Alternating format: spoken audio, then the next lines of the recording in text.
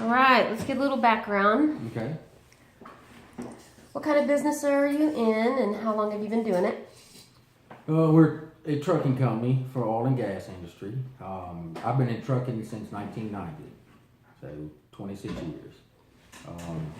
We started this company in Chickasha, June of 2014, and we've been through the drought of the oil field in Oklahoma, and looks like it's picking back up again, getting busy. We started with 7 trucks. We're at 25 right now, and we've got about 30 employees, and we're probably looking at an additional facility in Midland, Odessa pretty soon. So Nice. So, let me see. As far as negotiation skills, so what kind of day-to-day activities do you typically negotiate? negotiate in my line of work is with employees, believe it or not, to do a safe job, to come to work. But with customers, as far as business negotiation, it's price. Everybody wants the lowest price, so you have to have a better service in order to get a better price. And so, I mean, I guess that's our negotiation, or my negotiation skills, is service, negotiating services, negotiating their customer base or their vendor base, which would be me, and then price. Okay. So would you say you're a good negotiator? I would think so. We're still here. When we got Chickasha 2.5 years ago, there was about a dozen trucking companies, and right now there's 2. So somebody negotiated pretty good. Right. So how often would you say you negotiated? Probably through our customers, maybe on a weekly basis. Employees daily. Just like you just heard this guy, he works too hard, so I guess that's a form of negotiation. And I'm gonna set him down, try to get him to stay, because I make a $3,000 to $5,000 investment to hire someone, and the guy's only been here 3 days, so I've nowhere near recouped my investment on him. It takes me 6 months before I even really show a profit on the guy. I hate to say a profit on a person, but after my initial investment in him, it takes time to get that back. So 3 days isn't near enough. So Right. I might have to negotiate, try to get him to stay here. Right. What negotiation? What's the most complex negotiation that you would say that you've handled? Probably an incident with Marathon, a safety incident, where if it was handled wrong or negotiated wrong, we could lose our MSA. That's my biggest customer, and that would be a several $100,000 a month hit to me. So, it takes real world understanding as well as some business understanding to go sit down with those guys. And also negotiated some work for Shell with a rocket scientist. He was working on the space shuttle program until they shut it down. Then he went to work for Shell because he got bored. And was literally working with a rocket scientist on drilling a oil well. Wow. Yeah. So that was pretty cool. Yeah, you meet all kinds of different people, right? Mm-hmm. Right. What negotiation successes are you most proud of? Probably that one with the rocket scientist. They initially forecasted that they were going to drill in Kansas and not need vacuum trucks, frac tanks, or anything like that you typically use every day in the oil field. And I sat there and tried to explain to them, an engineer and a rocket scientist, it's hard to convince them. Oh, yeah. So, humble hand, went and explained to them why I thought things needed to go a certain way. And, of course, they make the big bucks, and it failed and went my way.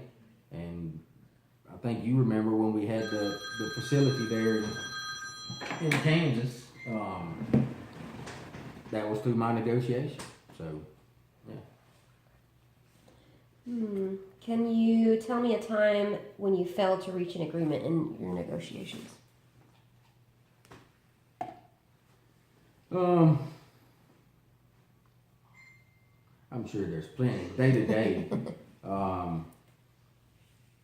And I guess that would be with customers, you know, where, I mean, I own this one, so I can basically set the price. When I worked for Steve Kent, it was, you know, I had a box to work inside of, and when they wanted me to negotiate outside that box, I couldn't. So I guess that would be a failure.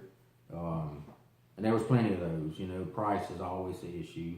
Service is an issue. I could usually always successfully negotiate that, but price, it is what it is, you know, Yeah. it's so low, so. Yeah.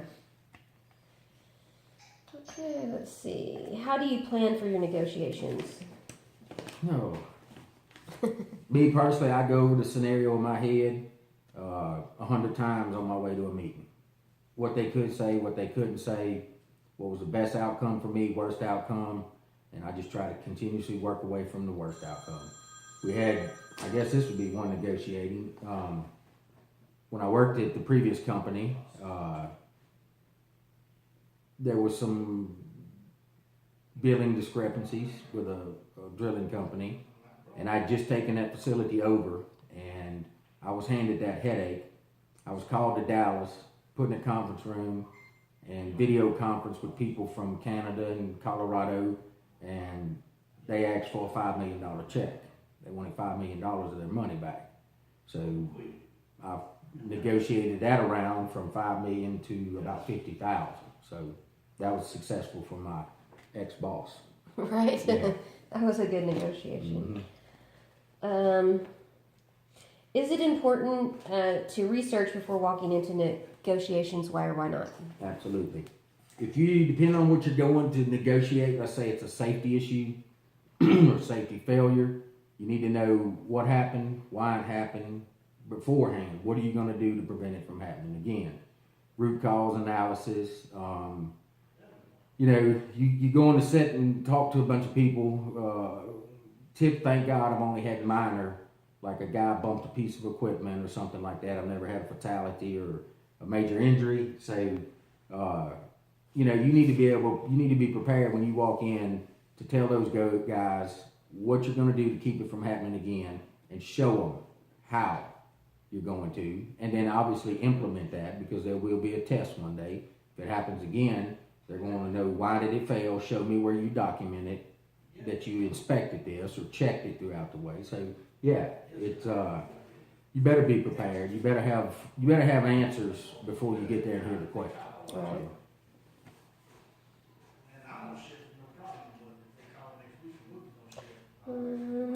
Do you identify goals and objectives before negotiations? If so, can you give me some examples? I guess my goal would be work. When I sit down and negotiate, let's say a typical, I just got an MSA in an email. So once I get that, that's my customer telling me what their needs are. I need to meet those needs, and then they need to meet my needs of service or an amount of service, a dollar amount, hourly charge, and the safety of my people.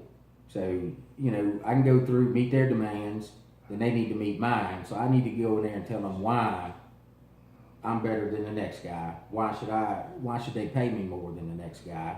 So yeah, that's my negotiating on that point anyway. I know everything keeps going back to negotiating with customers, but that's what it is in business, you know. And employees, right? And employees. So what would you say your style of negotiating is? I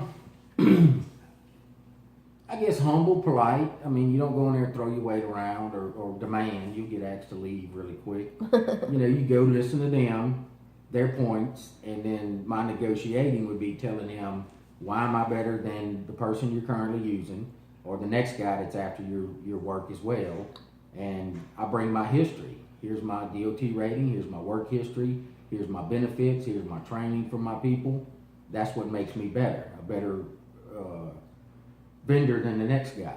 So the bulk of the time I get what I go after, and there's sometimes I don't, you know. So. All right. Let's see. So, would you say you're good at public speaking? Not good. I'm nervous in a crowd, So humor is I just start cracking Go-to. jokes. Yeah, make people relax. When I was younger, man, I would freeze up. Now, you get a point in your life where you realize no one's any better than you, no one's any worse than you. So now I'm not so hesitant to speak. I get up there and talk with the best of them and bullshit my way through a lot of stuff. But you still get nervous. You get a room full of, we have like safety. A customer will call all their vendors in and make one get up and talk and do a little presentation. You still get a little nervous and stutter, but I'm not near when I was young. I would freeze up. And I see that now. One guy gets up there, forgets his name, forgets what he was there for, so. You've been there before, huh? Mm-hmm. What public speaking accomplishment are you most proud of? Probably in some of our safety orientations with Marathon. A lot of their corporate people came. We rented the conference room because we didn't have room for everybody here at the Holiday Inn. And I had to get up as an owner, talk about our company's goals. How do we ensure to them that we'll be around? Where is our strength? We're not just a fly-by-night company. Our finances go back into making us strong. So that way they feel that once they vet us that we're going to be a reliable vendor for them. So I guess that would be probably one of I had a good day that day. I had everybody. So yeah. Can you give me an example of a win-win proposal? Yeah, win-win is in my work. You go to a customer and say, I want your work. I need this much to do it, and I need your conditions to be like this. And if he agrees to it, and he may put a little pressure on you on giving up some hourly charge at the merge time where you can still live with it, make a certain amount of revenue per day per truck, and it's good for him, it's good for you, then to me that's a win-win. Have you resolved a conflict, and can you give me an example? I do. I get conflicts on small levels and big levels every day. Drivers, I guess ultimately it's my way, my say so, but I'm not a dictator. You used to work with me, I'm open, I listen, not the run of the mill boss that just, where it's like a prison environment. We're all going to have fun. But it's something that, I resolved. I've had guys issues with each other, just sometimes when you put two personalities together, it's a clash. And, I've negotiated, calming them down, getting them to work together and seeing their way. I've had a driver recently at a disposal we use. My driver and the guy running the disposal, it's a big World War III. And before I even get there, they worked it out themselves, Okay. And so, as far as me, I guess it's a bunch of little battles, keep the peace. I do have the hammer, but I don't want to use the hammer unless I have to. So Yeah. How do you establish rapport and trust, and why is this important? A rapport and trust, consistency. My grandfather taught me that a long time ago. He told me the key to discipline is consistency. So if a guy sees me doing something today and I expect him to today, tomorrow, next week, next month, next year. It's not going to be, we did it this way today, tomorrow it'll be different. It's just consistency. So you build that rapport with your customer, with your vendors, with your employees.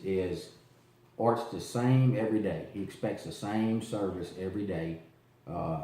We have protocol that we follow every day. You call in a certain time.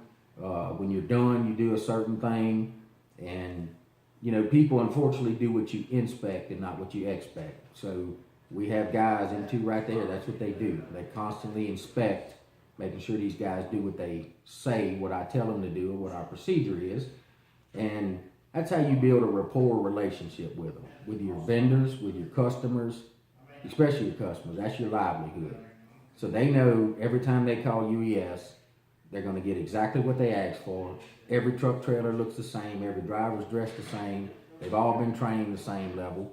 So they know when they call UES, that's all they do. I don't want my customer being a trucking expert. That's my job. He's a drilling expert. So he just picks up the phone and his problems go away. And he pays me for that. So that's how you build a relationship or rapport or reputation, is do what you say, and it's consistency. Yes. Let's see. That's basically the same question. How do you establish common ground in negotiations?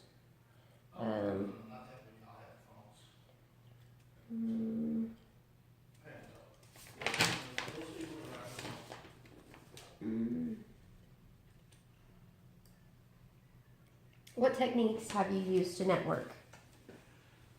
There's social media, but really the best way of networking is the old handshake.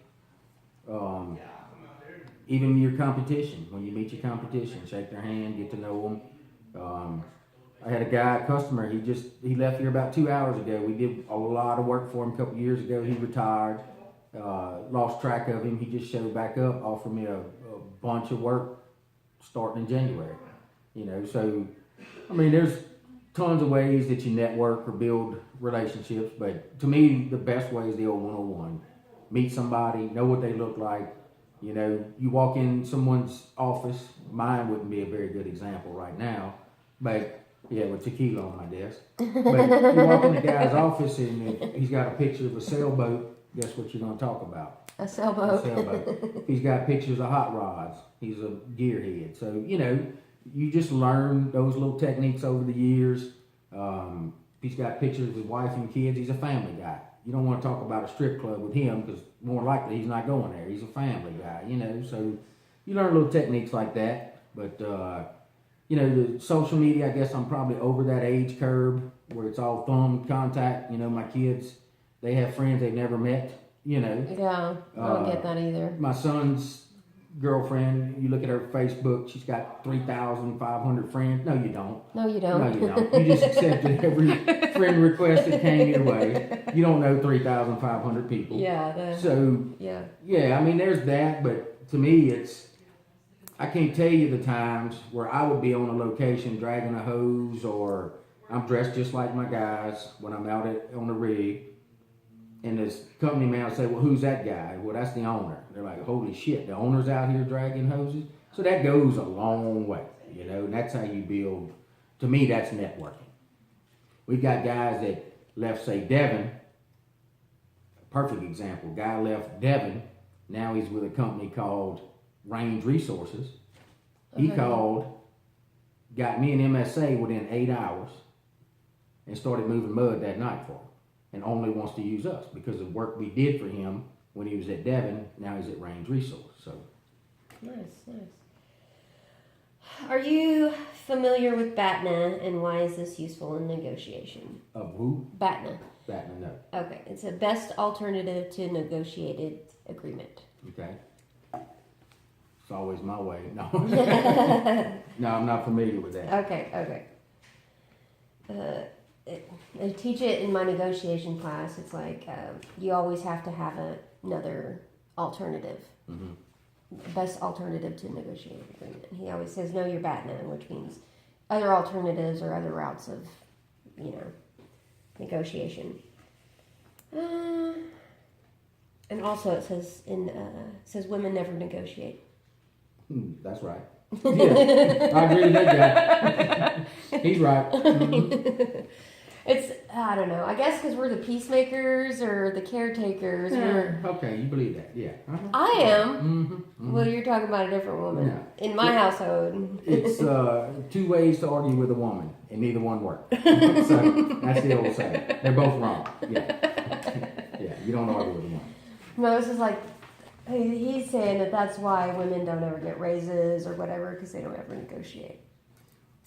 That's probably right. Yeah, I mean, a guy's going to be more verbal and say, hey, I need, where a woman might be a little more quiet and say, well, I'm just glad for what I've got. Right. Yeah.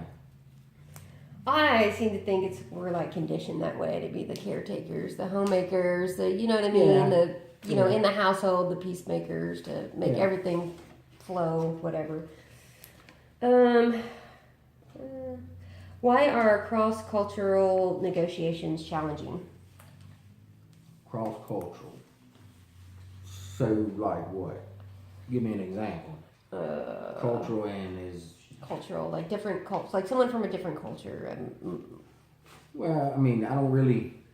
Because if you negotiate with someone, because like I guess you're not supposed to look like certain cultures. It's not really good to look them in the eye. Right, I can see that. Obviously, a language barrier. And yeah.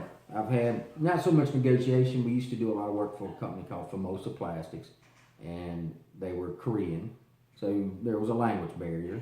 And then I could understand, beliefs and practices and religions, and I know guys, I guess overseas, Iraq, Iran, you don't ever stick your left hand out. That offends somebody, So I mean, I really haven't had to encounter too that. much. Yeah. Cross culture, okay. Okay, you're in negotiation. Okay, wait. You're in negotiations, and the other side uses unethical tactics such as intimidation. How do you handle the situation? I don't do intimidation very well. That's, yeah. I guess for me, I wouldn't let them see they intimidate me. I got to show you that you intimidate me. Not you're gonna think I'm bulletproof. So I think that would be the best way is you do what you have to do not to let them see that they're intimidating you.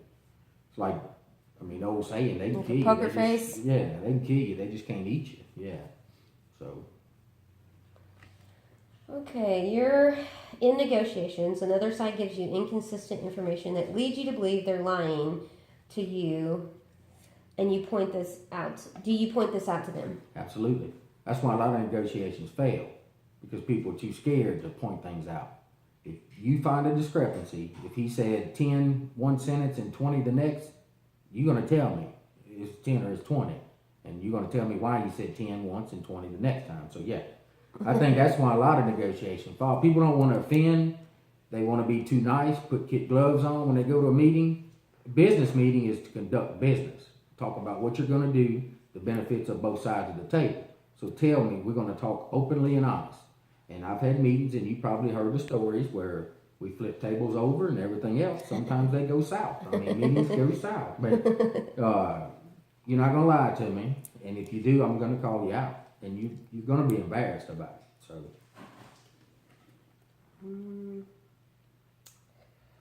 What does it mean to demonstrate good faith in negotiations, and why is this helpful? Good faith, that's something you afford. Any human affords the next person. When you first meet someone, you assume they're telling you the truth.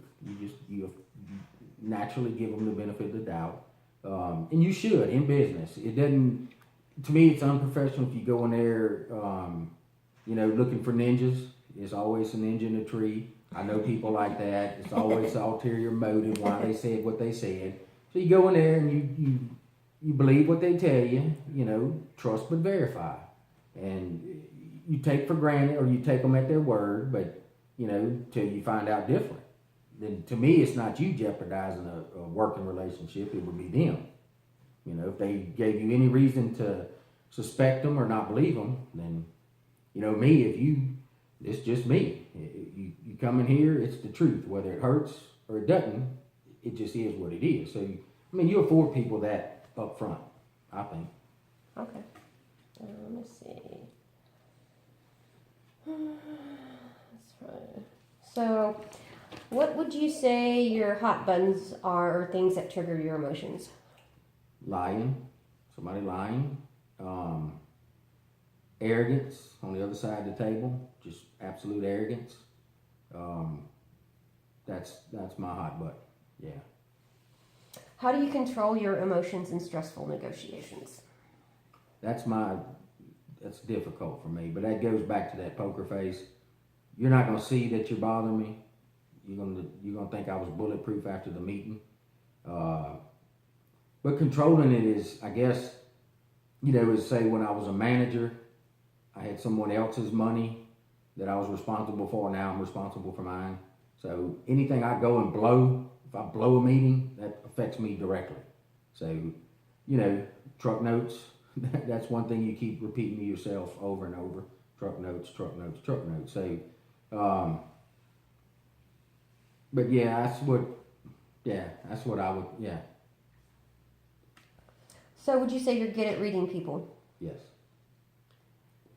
Can you tell me about a time that someone criticized your work and how did you react? I'm open to criticism constructively. If you criticize me to someone else, you're not helping me, you're not helping you, you're not helping the company. You come and criticize me to me. I've had examples. Ralph Johnson was my counterpart at the old company in North Louisiana, and he criticized me falsely. No facts, no details. He was a drama queen. He just liked a lot of shit all the time, stirred up. And when you confront him, he always humbled down and, oh, it wasn't me, buddy, it won't happen again.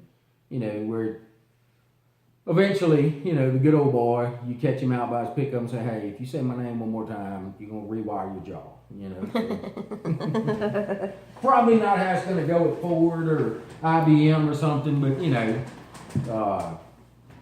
that's just kind of how it went with me. So. Can you tell me about a time you used humor to diffuse a difficult situation? All the time. All the time. All the time. Man, just incidents at a rig or something with a customer, and like if my guy hit something, and I'd go out there and I'd say, man, I'm gonna fire that guy, and he'd be like, why? I was like, well, he should have tore the whole damn thing up. Don't just dent it, just tear the whole thing, So then they start laughing, call me crazy, and then it's a little more relaxed. The main safety guy for my biggest customer's named Patrick, and I've nicknamed him Patty, and everybody's joined on. So when I see him, usually when you see a corporate safety guy, it's not a good thing, but now it's like, hey Patty, come on in, so I guess that diffuses a lot, and he's relaxed around me, and I'm relaxed around him, so we can have a meat and potatoes meeting rather than all the formalities and technicalities. So, have you deliberately triggered people's emotions in negotiations, yes. And why? To see if they're legit, if they know what they're talking about. So if you question somebody that knows what they're talking about, they just think that's part of the meeting. But if you continuously do it and they have doubt in their own mind, they're going to show themselves. They're going to react, they're going to get aggravated, they're going to be sarcastic, and then they're going to try to shut down. So you just picked him out right there. He doesn't know what he's talking about. He's not value added to this meeting. He's not going to be any benefit to this business. So you just isolate him and go on to the next one. If I'm prepared, and like I said, you go over it 1,000 times in your head before you get there, every angle. Everybody that asks you a question, you're prepared, you answer it. It doesn't aggravate you. Actually, you feel pretty good that you just got your stuff together. But if you're unprepared, somebody keeps hitting that sore spot, you're gonna holler ouch. So, and I've done that with competition, where I would go, I'm getting the same revenue as him, and I'm putting in all this time and energy into my company, and he's not, but he's sitting there saying it. So I just start poking until they can see through him that he's full of shit. So I get more work. Right? Let's see. Is it important to prevent the other side of negotiation from losing face or being embarrassed, and why? Yes. If you embarrass someone, it's different than continuously asking, like I just said, to see if they full of shit. Especially your customer, right? If you know he's wrong or he misstates something, you don't want to call him out. You just want to understand that. And then maybe afterwards say, hey, you said hours, did you mean miles? To where if you do it during the meeting, you look like that know-it-all that keeps raising their hand in class, saying, teacher, you're wrong. So, you don't want to call, especially a customer, in a meeting, you don't want to call them out in front of everybody. If you do embarrass them, they'll develop a memory. They will remember you and get you when they can get you. So, yeah. Okay. Let's see.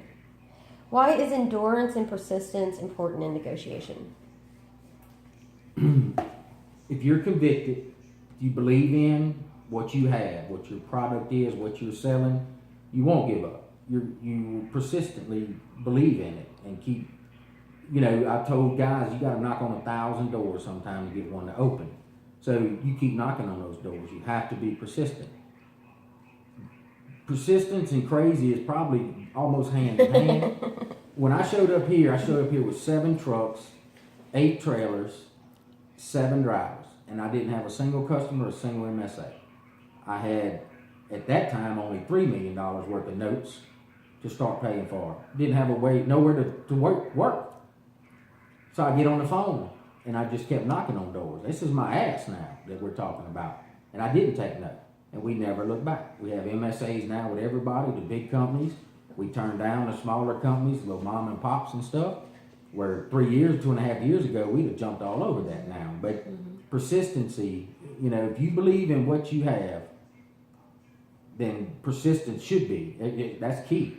You keep going out and asking for it until you get it. Okay, as far as communication goes, why does strong eye contact matter? For men, the older men, is if you're telling the truth, you're looking someone in the eye. If you keep looking away, body language, fidgeting, hands over the head, that's a form of stress. Rubbing your head is a form of stress. So you notice that during meetings.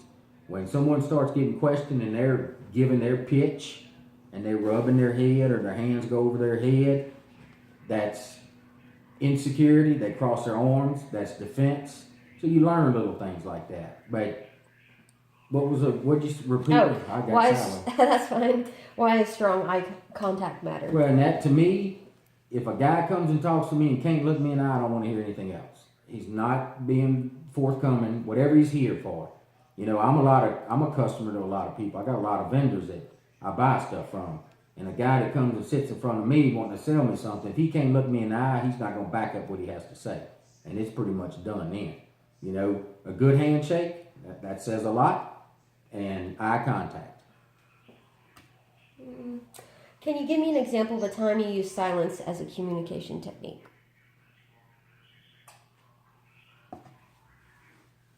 That would be probably in certain meetings we have where your customer brings all their vendors in, my competition, and sometimes a guy, he won't shut up, he's talking continuously, he's nervous, and so silence is probably better there. Let him hang himself, the old saying, let him hang himself, just keep talking till he hangs himself, and most of them do it. Silence, you got to be careful. People consider that is ignorance, that you don't know anything about what the topic is, so you're quiet about it. So you need to talk a certain amount, but I've had cases where my competition would just keep rattling until they figured him out. You know, like I said, you can pick that. You ask a certain question a certain number of times, you pick that person out, and it happens. When a guy's talking too much, he's nervous, insecure, don't know what he's talking about. So silence is good to a degree, but you can't go through a whole meeting and be quiet. You know, you have to. You're there for a reason, so you have to speak and say your part. Okay.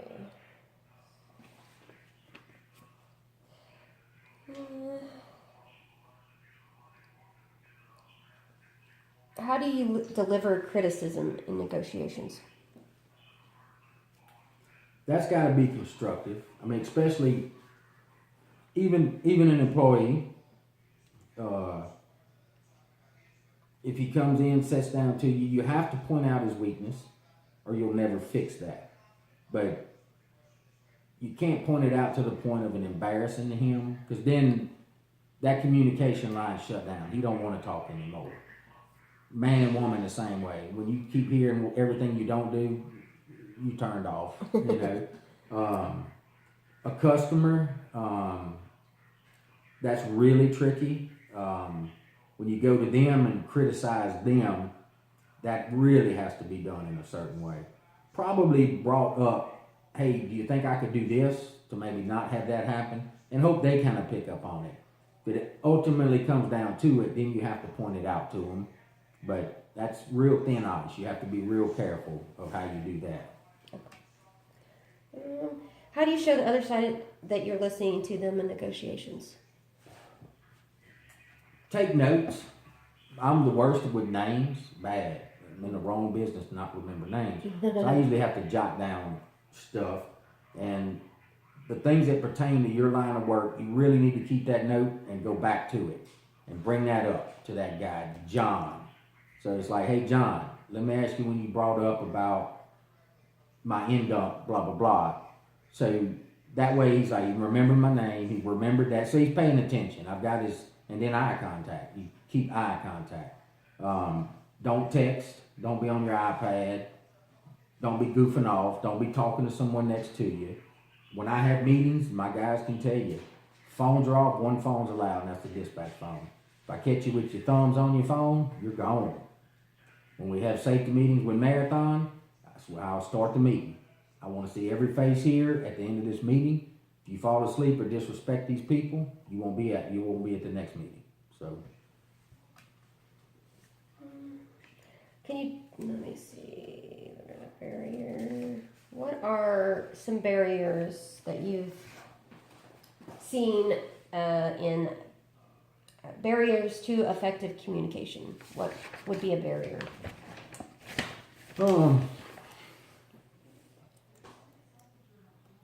Probably one side at least, if not both sides, convinced that they're not wrong or there's nothing wrong on their side of the table. So they just feel they're going through the motions. So that's a barrier. I'm just going to be here. I'm going to listen. I believe what I believe. Not being open to what the other side is saying to you. You know, if a driver come in and said, hey, I'm having a problem with the step on that truck. It's too tall. And you just like, well, grow up a little bit, you know. So you're not listening. He doesn't feel he can come to you and talk to you. If it'd be a customer, if he's sitting there telling you what he needs and your deficiencies and you're defensive, that's a barrier, you know. I guess you'd call that an invisible barrier. A visible barrier could be noise in the room, a TV playing next door, you know, where communications isn't open, you can't understand each other, people get frustrated, so. Or phones, right? People on their phones. Right. It's like a kid crying on an airplane, you know, or the movie theater.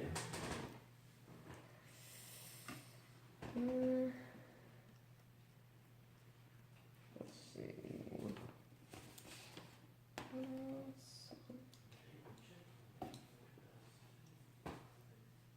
Lisa's got to go at 5. We'll have to get her to type that. What time is it? About 8 minutes till. Okay.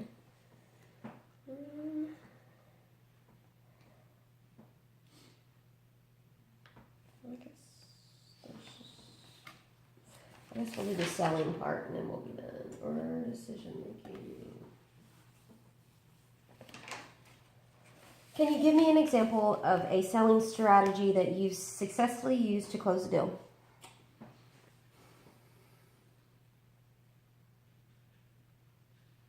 I guess probably some of the things I've done, a sales strategy is, okay, my line of work, any other trucking company, over the road trucking company, they tell a driver, they tell a customer up front how much they charge. They know ahead of time. The driver knows ahead of time. Here, we send a driver out to do whatever the rig needs. So he's basically got a blank check. So I've started some radius pricing. The customer knows up front his prices. It works out great for me. My driver knows how much he gets up front per load, and what he has to give up, any demurrage time or whatever the case. So I guess that would probably be my best sales strategy. How do you answer customer questions when you don't know the answer? You find the answer. And you tell them that up front. I don't know right now, but I owe you the answer. And you find the answer. And you do what you tell them. If they ask it, you make sure you follow up and give them the answer. Alright.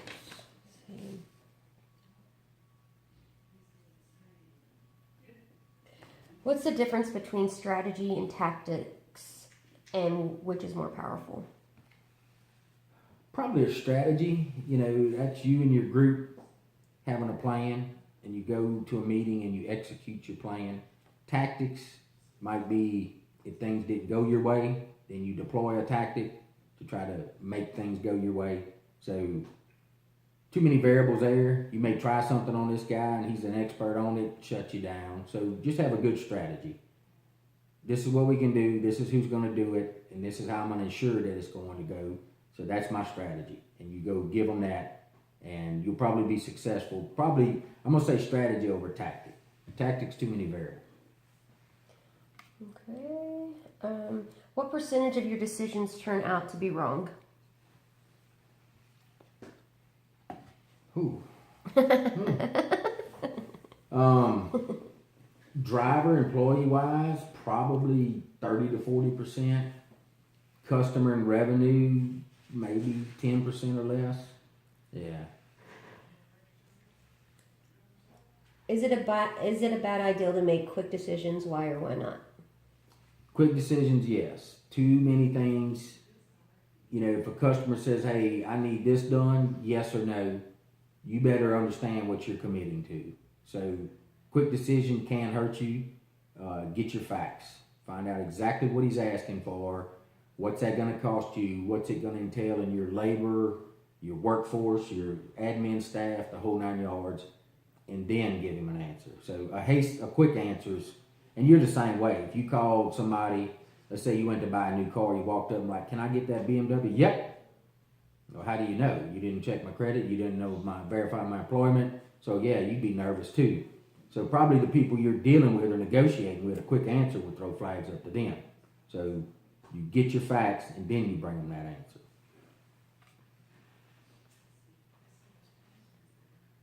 How do you incorporate feedback from your team into your decisions?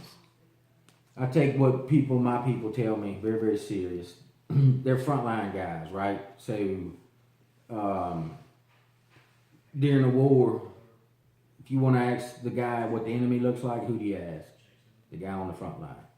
So, and I say enemy, not that my customers are my enemy, but they're the boots on the ground. They know what's going on. So I spend a lot of time in the field where I can see it myself. And when my guys come to me and tell me certain things are a certain way, I believe them because they're the guys that's there. They're doing it every day. You know, I've got a CPA in Houston, and he's always giving me these ideas, but he's never been within 10 miles of an already, or an 18-wheeler. So I pretty much got to tell him to shut up. You know, you stick to the numbers, I'll stick to the operations end of it. But the people closest to it, that's who you believe, put your stock in, trust but verify. And that's where you base your decisions on, to me, is the frontline people. Okay. What advice would you give someone to help them make better decisions? Listen. What's some of the old Tubby stuff? Seek first to understand, then to be understood. So listen, know what they're saying, understand what they're saying, and then rebut. Give them your side. All right. I think that's all I got. Cool. That's all I got. Thank you. Yeah.